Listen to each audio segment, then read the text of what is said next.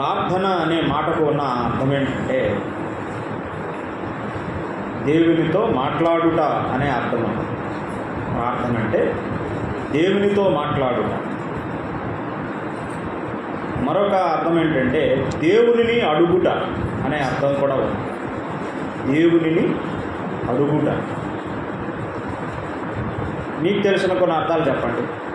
ప్రార్థన అనే మాట కొన్ని అర్థం ఏంటండి? దేవునితో మాట్లాడుట, దేవుని అడుగుట, ఇంకా అమ్మా దేవుని బ్రతిమలాడుకుంటా, ఇట్లా చాలా అర్థాలు. మరొక అర్థం ఏంటంటే దేవునిపై ఆధారపడుట అనే అర్థం కూడా ఉంది. ప్రార్థన చేస్తున్నాము అంటే అర్థం ఏంటంటే మనం దేవునిపై ఆధారపడుతున్నాం. మన మీద, మన శక్తి మీద మనం ఆధారపడట్లేదు అని మనం ఇండైరెక్ట్గా, అంటే చెప్పకుండానే మనం ఆ మాట చెప్తాం.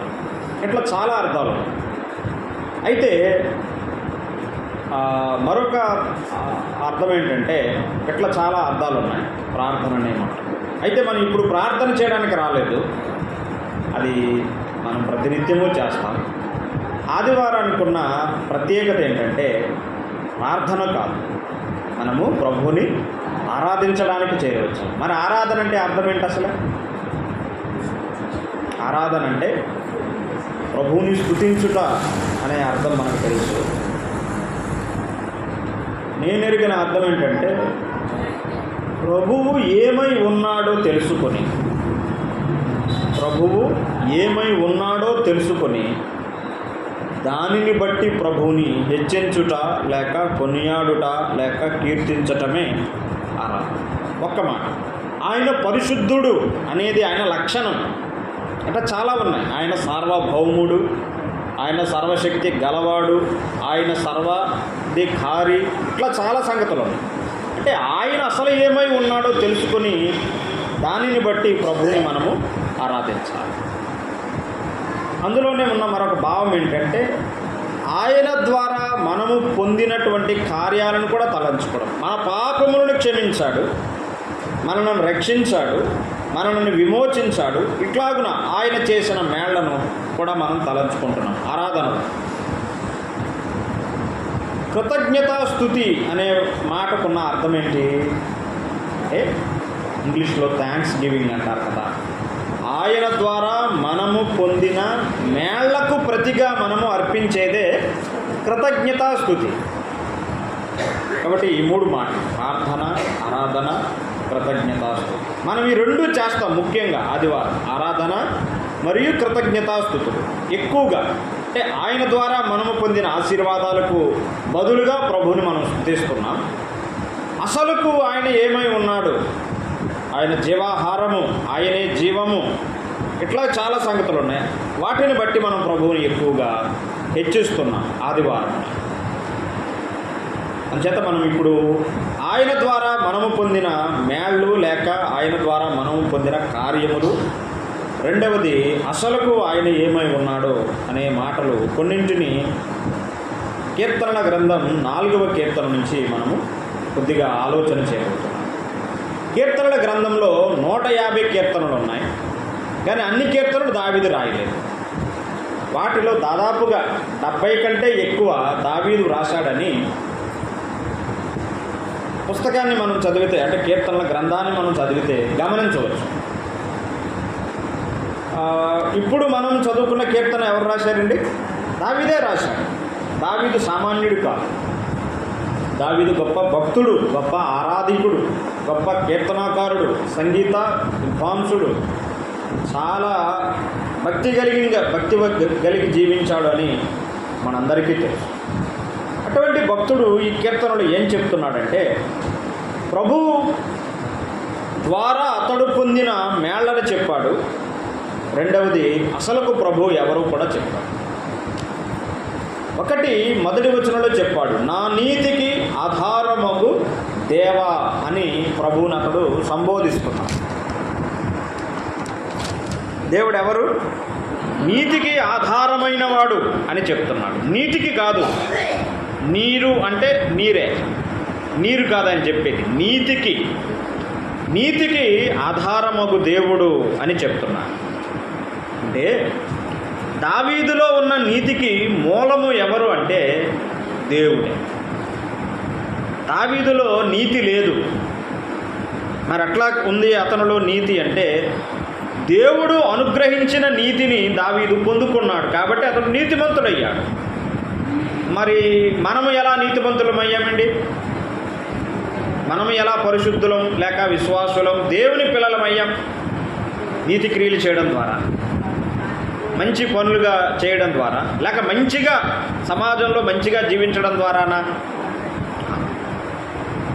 యెషయా గ్రంథం 64:6 ఏం చెప్పాడో చూడండి. యెషయా గ్రంథం 64వ అధ్యాయం 6వ వచనం.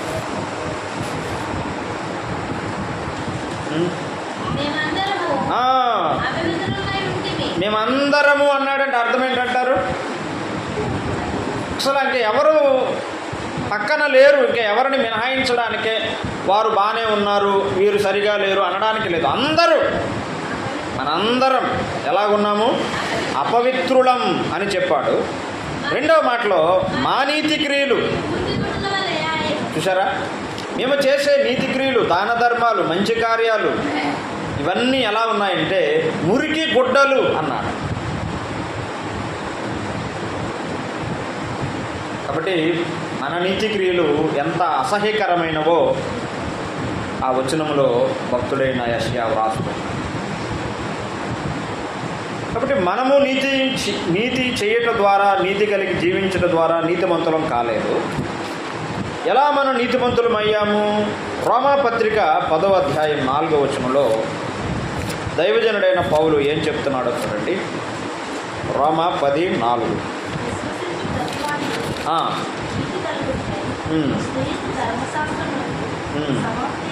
అంతే, ఆ ఒక్క మాట చాలు. విశ్వసించు ప్రతివానికి నీతి కలుగుటకై అన్నాడు. మరి నీతి ఎట్లా కలుగుతుంది? విశ్వసించుట ద్వారా లేక నమ్ముట ద్వారా మనకి నీతి కలుగుతుంది. ఏం నమ్మాము మనం? ఏం విన్నాము?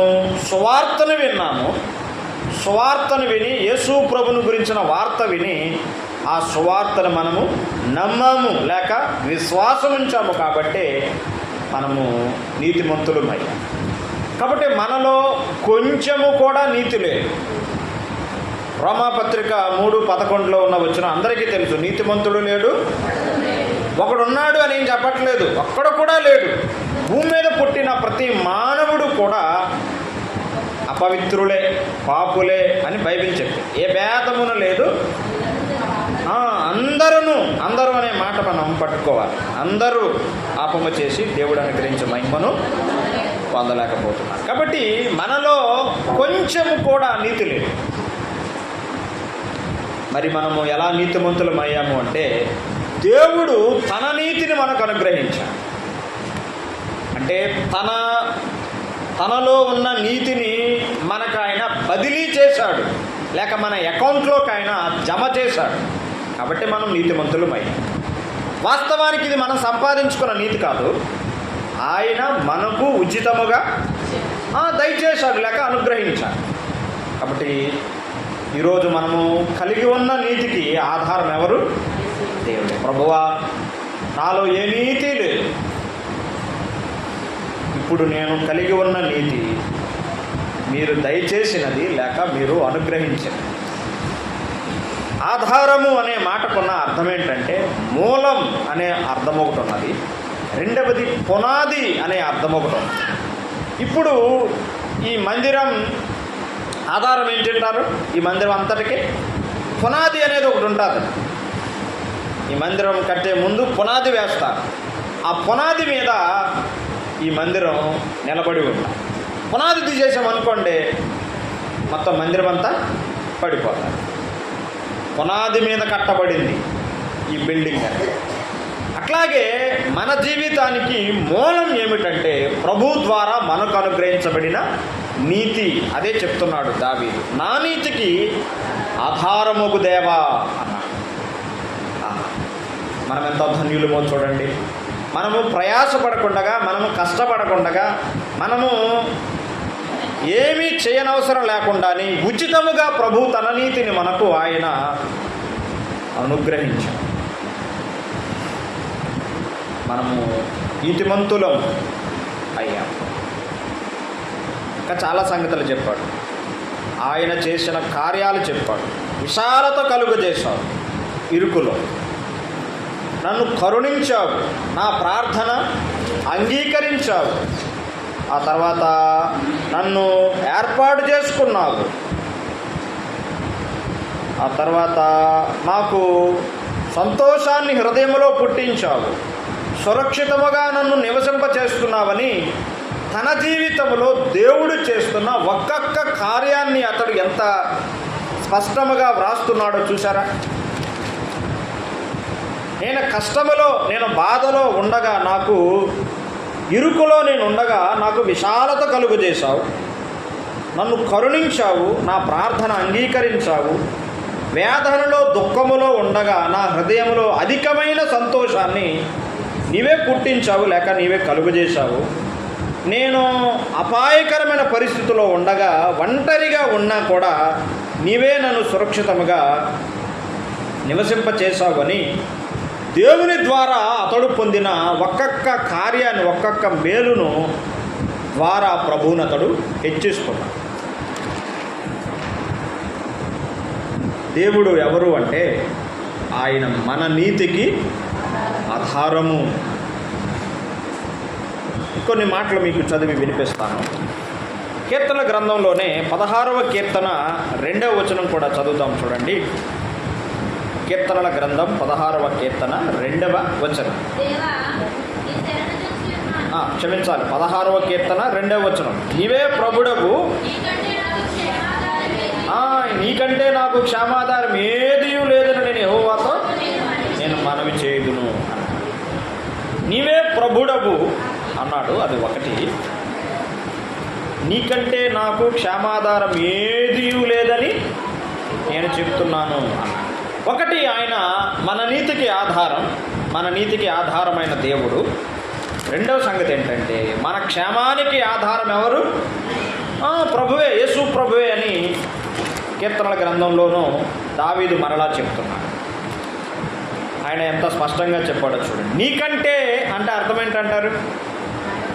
ఇంకా ఆయన కంటే మనకు క్షేమాన్ని కలిగించేవారు ఎవరున్నారు? ఇంకా అమ్మ వలన, నాన్న వలన, తల్లిదండ్రుల వలన, బిడ్డల వలన ఎవరి ద్వారా మనకు క్షేమము కలుగదు. ఆయన కంటే ఎక్కువగా, ఆయనకు మించిన వాళ్ళకి ఎవరూ లేరు. ఆ తర్వాతే మిగతా వాళ్ళందరూ వస్తారు. కానీ మొట్టమొదటి స్థానములో మన క్షేమాన్ని కోరుకునేది లేక మనకు క్షేమాన్ని దయచేసేది మన ప్రభువు మాత్రమే అని చెప్తున్నారు.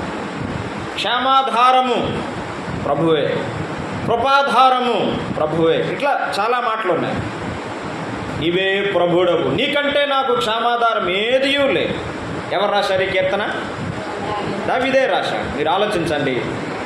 ఎలుగుబంటి నుండి దావీదును ప్రభు కాపాడాడు కదండి. సింహపు నోట నుండి, సింహపు బలము నుండి దావీదును దేవుడు కాపాడాడు. ఆ తర్వాత గొలియాతు నుండి కూడా ప్రభు దావీదును కాపాడాడు. ఆయన కంటే ఇంకెవరు కాపాడగలరు? సింహం నుండి ఎవరు కాపాడగలరు? గొలియాతు నుండి అన్నదమ్ములు ఉన్నారు అక్కడే ఆ యుద్ధంలోనే, వారు కాపాడారా?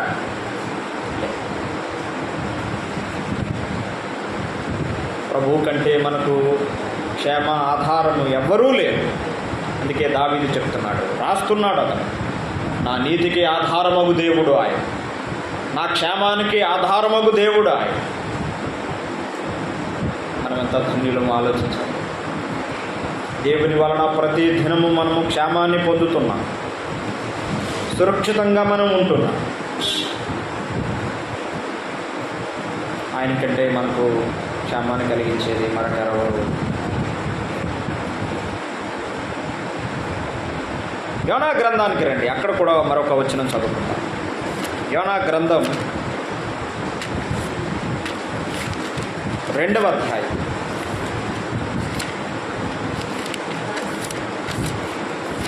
యోనా 2:8. 2వ అధ్యాయం 8వ వచనం. అసత్యమైన వ్యర్థ దేవతలకు లక్ష్యమించువారు తమ కృపాధారమును విసర్జింతురు అని చెప్పాడు. ఎక్కడుండి చెప్తున్నాడు ఈ మాట యోనా? కుర్చీలో కూర్చుని కాదు, కింద కూర్చుని కూడా కాదు, చేప కడుపులో ఉండి పలుకుతున్న మాట. అక్కడ వాడబడిన మాట అసత్యమైనవి ఉన్నవి కొన్ని, వాటి పేర్లు చెప్పనక్కర్లేదు. వాటి యందు లక్ష్యమించేవారు ఎవరిని విసర్జిస్తున్నారో చెప్తున్నారు.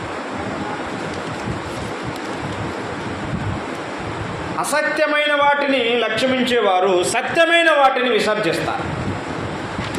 అసత్యమైన వాటిని విసర్జించేవారు సత్యమైన వాటిని లక్ష్యమించుతారు. అలా చెప్తున్నారు. అసత్యమైన వాటిని విసర్జించేవారు సత్యమైన వాటిని లక్ష్యమించుతారు. అసత్యమైన వాటిని లక్ష్యమించేవారు సత్యమైన వాటిని విసర్జిస్తారు. ఇప్పుడు యానా చెప్పేది అదే. అసత్యమైన వాటిని లక్ష్యమించేవారు సత్యవంతుడైన దేవుణ్ణి విసర్జిస్తున్నారు అని చెప్తున్నారు. అక్కడ వాడబడిన పదం ఏంటంటే కృపాధారము అన్నాడు. ఆయన మన నీతికి ఆధారం, ఆయన మన క్షేమానికి ఆధారం. ఆయన ఎవరు? ఆయన మన కృపాధారము. యేసు ప్రభువే మన కృపాధారం. ఆయన కృపాసత్య సంపూర్ణుడిగా ఈ లోకానికి వచ్చాడని యోహాను సువార్త 1వ అధ్యాయంలో యోహాను రాస్తున్నాడు. విలాప వాక్యాలు 3:22లో చెప్పాడు, యెహోవా కృపగలవాడు అని చెప్పాడు. మన ప్రభు ఎవరు? కృపగలవాడు. కృప అనే మాటకున్న లోతైన ఒక అర్థం ఏంటంటే అయోగ్యులైన వారి ఎడల, అనర్హులైన వారి ఎడల షరతులు ఏమీ లేకుండా ఉచితంగా అనుగ్రహించబడేదే కృప అని చెప్పారు భక్తులు. యోగ్యులైన వారి ఎడల కాదు, అర్హులైన వారి ఎడల కాదు, అనర్హులు అయోగ్యులు వారి ఎడల ఉచితంగా షరతులు ఏమీ ఉండవు. ఇంకా నువ్వు ఎలా చేయాలి, అలా చేయాలి, ఇలా చేయాలి, ఇట్లా ఏమీ లేకుండా ఉచితంగా మనకు దయచేయబడేదే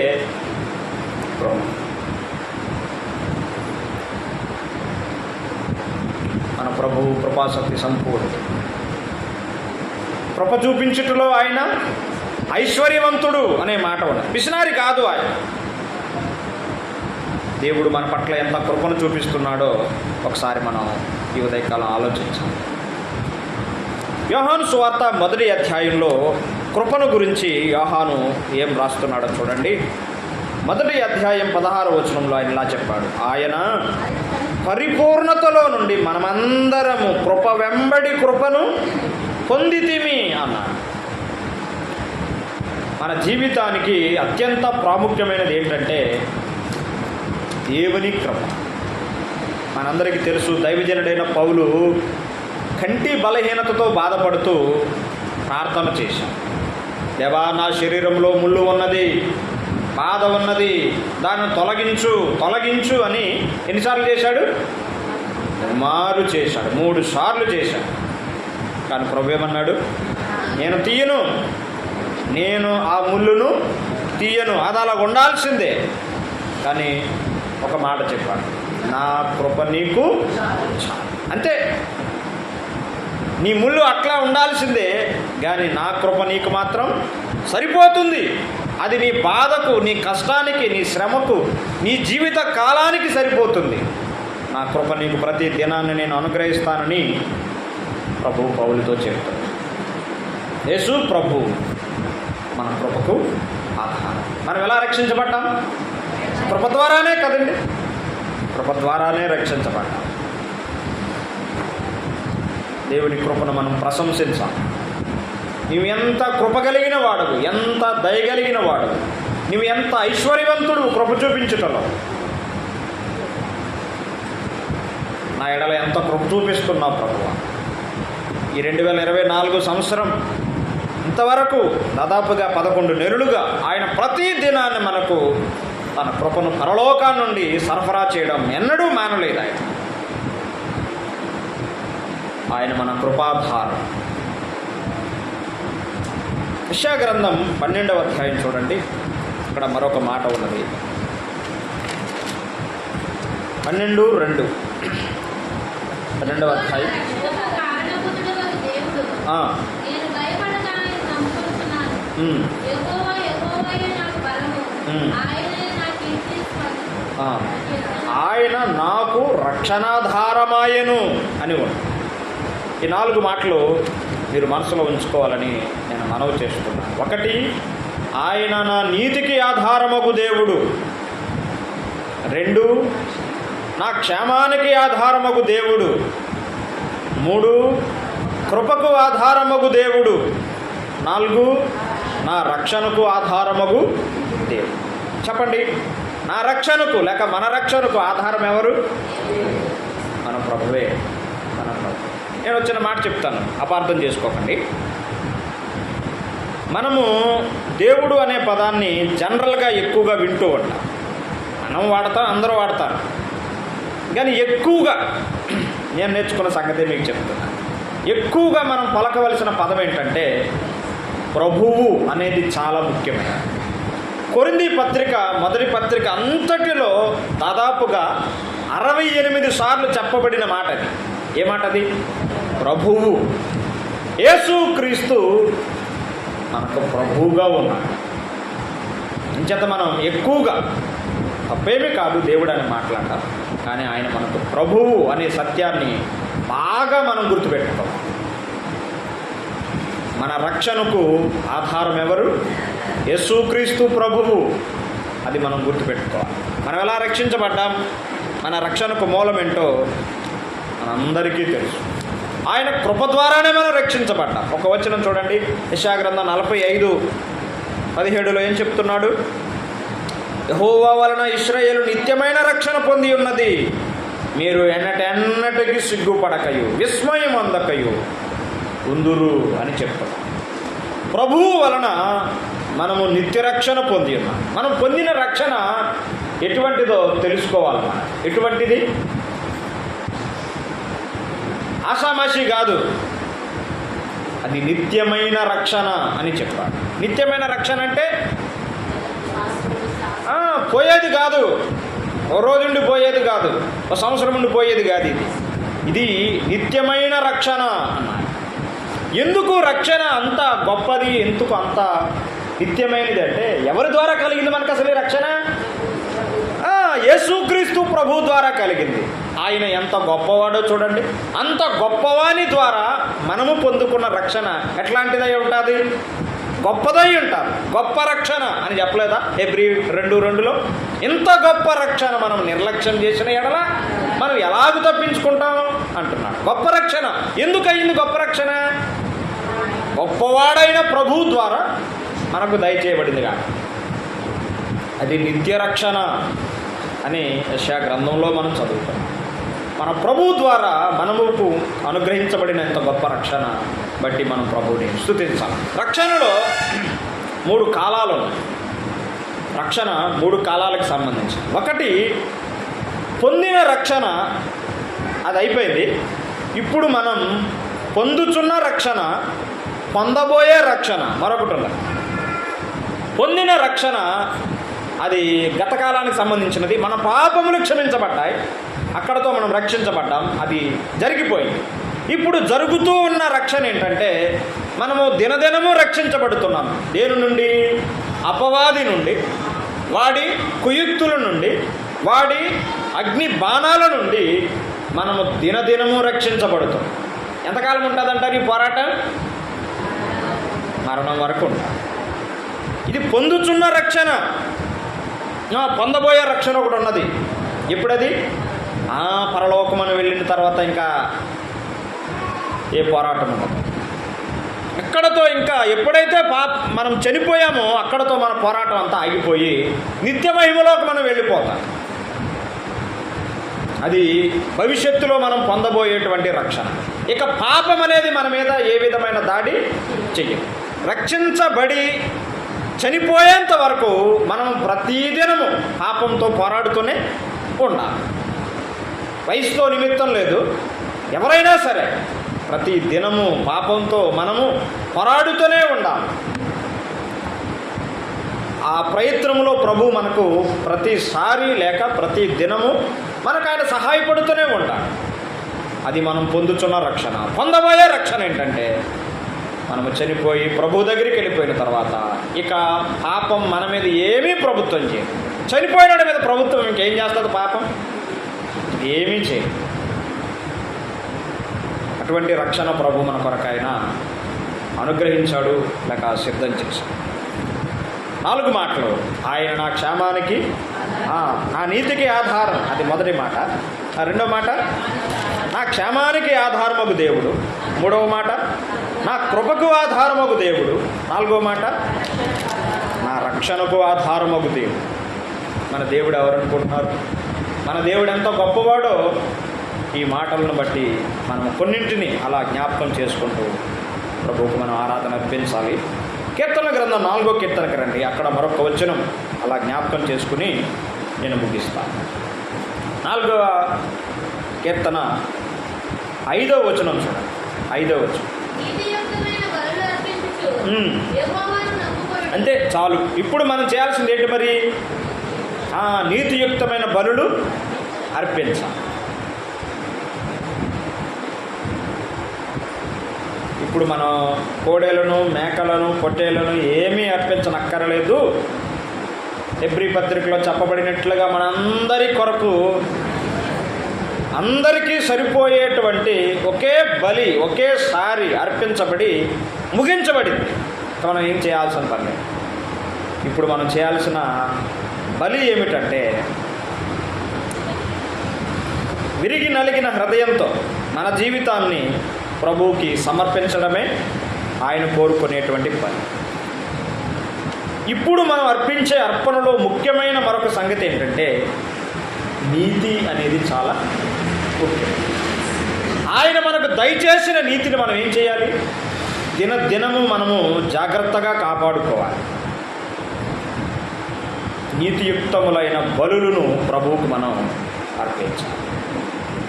2 వ్యక్తులు వచ్చారు ప్రభువుకు బలి అర్పించడానికి, ప్రభువుని ఆరాధించడానికి. 2 అర్పించారు కానీ మొదటి వాని అర్పణ ప్రభు అంగీకరించలేదు. నీ అర్పణ నాకు ఇష్టంగా లేదు, నీ అర్పణ నేను అంగీకరించట్లేదని ప్రభు చెప్పాడు. 2వ వాడు అర్పణ తెచ్చాడు, అర్పణ అర్పించాడు. అప్పుడు ప్రభు చెప్పాడు, నీ అర్పణ నేను అంగీకరించాను, నీ అర్పణ నాకు చాలా ఇంపైనదిగా ఉన్నది అని ప్రభు చెప్పాడు. ఎవరిద్దరూ? కయ్యూను, హేబేలు. కయ్యూనుకు తన అర్పణ దేవుడు అంగీకరించలేదని తెలిసిందంటారా తెలియలేదంటారా? తెలిసింది కదండి. తెలిసింది కాబట్టే కదా తమ్ముడి మీద కోపగించింది, తమ్ముడిని చంపాలనుకున్నది. కాబట్టి నేను ప్రభువుని ఆరాధిస్తున్నప్పుడు నా ఆరాధన ప్రభు అంగీకరిస్తున్నాడా లేక తిరస్కరిస్తున్నాడా అనేది నాకు తెలుస్తాను. నేను అర్పించేది మీకు కూడా తెలుస్తాను. ఈ రోజున ఈ ప్రభు దినాన్ని నేను చేసిన ఆరాధన ప్రభు నిజంగా అంగీకరించాడు, నాకు ఆ తృప్తి ఉన్నది, నాకు ఆ మనసులో ఆ రుజువు నాకున్నది అని నాకు అర్థమవుతుంది. మీకు అర్థమవుతుంది. ప్రశ్న ఏంటంటే, కయ్యూను అర్పణ ప్రభు ఎందుకు అంగీకరించలేదు? హేబేలు అర్పణ ప్రభు ఎందుకు అంగీకరించాడు? దేవుడు పక్షపాతం కలిగినవాడా? దేవుడు అన్యాయస్తుడా? మరి ఎందుకని అంగీకరించాడు, ఒకరిది అంగీకరించలేదు అంటే? అమ్మా, హృదయం సరిగా లేదు, అది ముఖ్యమైన సంగతి. సరే, నేను కొంచెం దాన్ని వివరంగా చెప్తాను. ఒకటి ఏంటంటే, ఎప్పుడైనా సరే అర్పణ అర్పించాలంటే అర్పణలో ఖచ్చితంగా రక్తం ఉండాలి. హెబ్రీ పత్రిక 9:22 ఏమున్నది? మనకు తెలిసిన వచనాలు. రక్తం చిందింపకుండా పాప క్షమాపణ కలుగుదని సామాన్యంగా చెప్పవచ్చును అని ఉన్నది. కాబట్టి దేవుని దగ్గరికి మనకు ప్రవేశం దొరకాలంటే మనం రక్తంతోనే వెళ్ళాలి. రక్తం లేకుండా ఆయన దగ్గరికి మనం వెళ్ళలేము. ఆయన్ని శాంతిపరచలేము, ఆయన సంతృప్తి పరచలేము.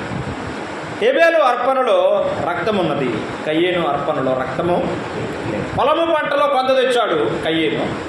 హేబేలేమో తన మందలో తొలిచూలు పుట్టిన దానిని, మగదియు మరియు బాగా క్రొవ్వు పట్టిన దాన్ని, మంచి దానిని, అతడు శ్రేష్టమైన దాన్ని తీసుకొని వెళ్ళి ప్రభువుకు అతడు అర్పించాడు.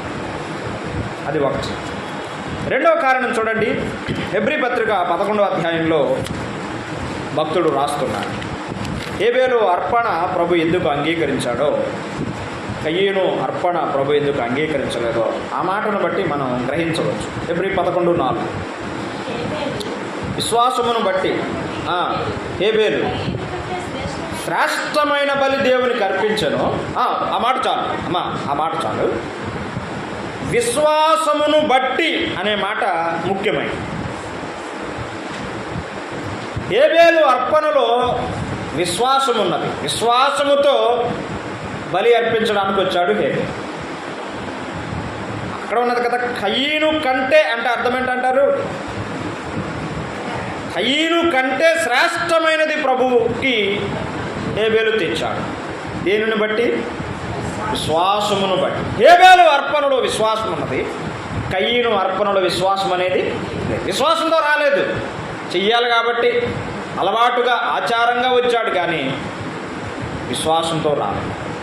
రక్తం ఉండాలి, విశ్వాసం కూడా ఉండాలి. నేను చేసే ఆరాధన ప్రభు అంగీకరించాలి, లేక అంగీకరిస్తాను అనే నమ్మికతో విశ్వాసముతో వచ్చి మనం ప్రభువుని ఆరాధించాలి. మూడవ కారణం చూడండి, యోహాను మొదటి పత్రిక 3వ అధ్యాయం 12వ వచనం.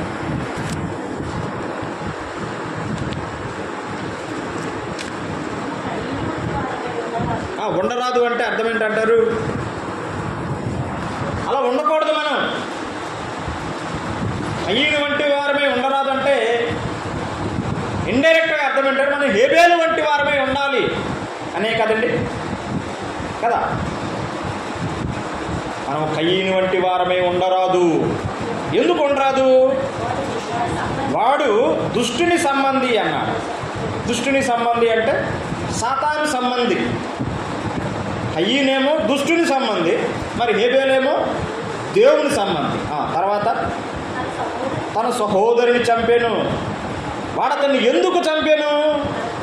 చూసారా, ప్రశ్న అక్కడే ఉన్నది, జవాబు కూడా అక్కడే ఉన్నది. తన క్రియలు చెడ్డవియు, తన సహోదరుని క్రియలు నీతి గలవియునై ఉండేను గనుకనే కదా. ఇప్పుడు మీరు చెప్పండి, హేబేలులో ఉన్నది కయ్యనులో లేనిది ఏంటంటే నీతి. హేబేలులో నీతి క్రియలు ఉన్నాయి. దేవుడు అనుగ్రహించిన నీతిని అతను కాపాడుకుంటున్నాడు. ఆ నీతి క్రియలతో నీతియుక్తములైన అర్పణ ప్రభువుకి హేబేలు అర్పించాడు. కానీ కయ్యనులో నీతి క్రియలు లేవు, చెడ్డ క్రియలున్నాయి. అతని క్రియలన్నీ చెడ్డవి, అతడు దుష్టుని సంబంధి అని వ్రాస్తున్నాడుగా. ఉదయకాలం చేరొచ్చిన మనం నీతియుక్తములైన బలులు, ప్రభువు నాకు అనుగ్రహించిన నీతిని నేను దినదినము కాపాడుకుంటున్నాను, నీతితో నేను జీవిస్తున్నాను అనేది మనం ఆలోచించుకుంటూ ప్రభువు మన ఆరాధన. ఒక మాట, దేవునికి ఆరాధన కంటే ముఖ్యమైనది ఏంటో తెలుసా? అర్పణ కంటే ముఖ్యమైనది ఏంటో తెలుసా? అర్పణ అర్పించే వ్యక్తి ముఖ్యం. వ్యక్తి సరిగా లేకపోతే అర్పణ అంగీకరించడు, ఆరాధన కూడా అంగీకరించడు. అసలు మనిషినే అంగీకరించకపోతే ఆ మనిషి తెచ్చి నువ్వు ఎలా అంగీకరిస్తాడు ఆయన? ముందు మనం, నా జీవితం, నా బ్రతుకు, నా నీతి క్రియలు, నా పరిశుద్ధత, ప్రభువు నాకు అనుగ్రహించిన రక్షణ, వీటన్నిటి విషయాలలో నేను జాగ్రత్తగా ఉంటున్నానా, సరిగా ఉంటున్నాను అనేది పౌలు చెప్పినట్లుగా మనల్ని మనం పరీక్షించుకోవాలి, మనల్ని మనం విమర్శించుకోవాలి. అసలు మనమే సరిగా లేకపోతే మనం అర్పించేది ప్రభువు అంగీకరించి. మొదటిగా ఆయన హేబేలును అంగీకరించి, ఆ తర్వాత హేబేలు తెచ్చిన అర్పణ ఆయన అంగీకరించి. ఇప్పుడు కూడా మొదటిగా ప్రభు మనల్ని చూస్తాడు, సహోదరి చెప్పినట్లుగా మన హృదయాన్ని చూస్తాడు. ఆ తరువాత మనం అర్పించే ఆరాధన, అర్పణ, మన జీవితాలను లోతుగా తనిఖీ చేసుకుంటూ ఎక్కడ మనం తప్పిపోతున్నామో సరి చేసుకోండి. ఆయన ఎంత శ్రేష్టమైన వాడో కూడా తలంచుకోండి. మన నీతికి ఆధారం, మన క్షేమానికి ఆధారం, కృపకు ఆధారం, మన రక్షణకు ఆధారమైన ప్రభువుని మన హృదయాలలో ధ్యానం చేస్తూ ప్రభువుకి ఇంపైన ఆరాధన అర్పించుటలో దేవుని ఆత్మ కొరకు, ఆయన నడిపింపు కొరకు ప్రభువు మీదనే మనం ఆధారం. అలాగూ చేయడానికి ప్రభువే మనకు సహాయం చేయను.